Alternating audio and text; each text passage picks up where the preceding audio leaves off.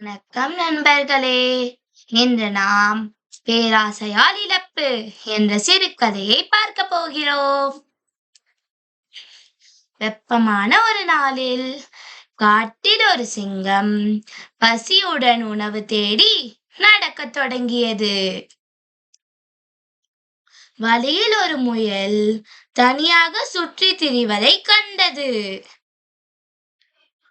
முயலை பிடிப்பதற்கு பதிலாக சிங்கம் அதை விட்டுவிட்டு, இது போன்ற ஒரு சிறிய முயலால் என் பசியை போக்க முடியாது என்று நினைத்து முயலை செல்ல அனுமதித்தது.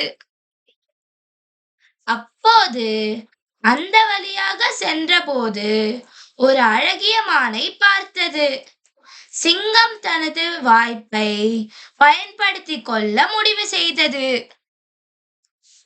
அது மானின் பின்னால் ஓடியது. ஆனால் சிங்கம் பசியால் சோர்வாக இருந்ததால் மானின் வேகத்திற்கு ஈடு கொடுக்க முடியாமல் திணறியது. களைத்து போய் தோற்று போன சிங்கம் இப்போதைக்கு தன் வயிற்றை நிரப்ப முயலை தேடி சென்றது. ஆனால் சிங்கத்தால் இப்போது கண்டுபிடிக்க முடியவில்லை. சிங்கம் சோகமாக இருந்தது மற்றும் அதன் பேராசையால் பசியுடன் இருந்தது. கதையின் கருத்து: நாம் பேராசை கொள்ளக்கூடாது. நம்மிடம் இருப்பதை கொண்டு நாம் திருப்தியாக வேண்டும். நன்றி.